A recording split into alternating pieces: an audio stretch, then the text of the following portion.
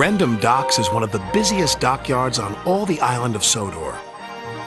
It's where ships and engines and cranes alike are busy day and night, every day of the year.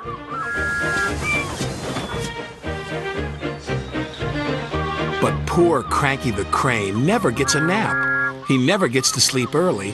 He works all the time. And his only company are the gulls that settle on his arm. So Cranky is always cranky.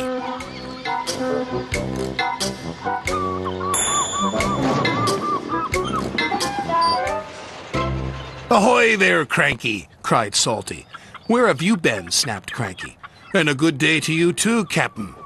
Bill and Ben arrived for work, full of mischief. "Hurry up," snapped Cranky. "I haven't got all day." "You're no fun," grumbled Bill. "You wouldn't be fun if you were stuck up here," snapped Cranky. "So that's why you're cranky," said Bill. "You're lonely," said Ben. "I'm not," Cranky cranked. "So it's company you be needin'," said Salty. "Reminds me of a lonely old Grand Banks lighthouse keeper." "Not another one of your stories," cried Cranky. "Oh, please, Salty," they chimed. "We haven't heard it." "'Twas in the middle of a wee naughty storm," Salty began. "The likes of which you see once in a lifetime." This made Cranky very cranky. So cranky that he swung his arm around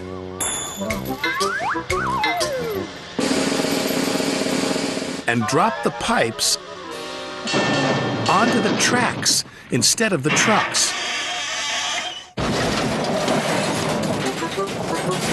"Whoops," said Cranky meekly. "You've blown the main now, matey," said Salty. The engines were trapped. "You're gonna get into trouble," sang Bill and Ben. Sir Topham Hatt was in his office being measured for a new suit. When he heard the news, he left immediately for the docks. Sir Topham Hatt knew that any delay at the docks could cause trouble. "You have made a terrible mess, Cranky," he said sternly. "I'm sorry, sir," Cranky whispered. "You engines will have to stay here tonight until Harvey clears up this mess in the morning."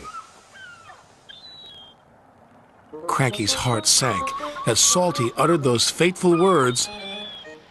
"That reminds me of a story. It was a bitter cold winter. The brave little ship was stuck until the ice melted the next spring. He barely made it round the Cape. After 100 scary days at sea without a scratch, he sailed into port and crashed his bow not 15 feet from my buffers. Luckily, no one was hurt. Except my ears," wailed Cranky. Salty spent all night telling tales of powerful storms, daring rescues, and brave little ships. And when the sun rose, he was still talking. And talking. And talking. "I can't take any more," groaned Cranky. Harvey the crane engine arrived. "Sir Topham Hatt sent me to help clear away this mess," he puffed proudly. Cranky was so pleased the engines would be going soon, he forgot to be cranky. "I'll never misbehave again," he promised, "as long as I don't have to listen to any more of Salty's stories."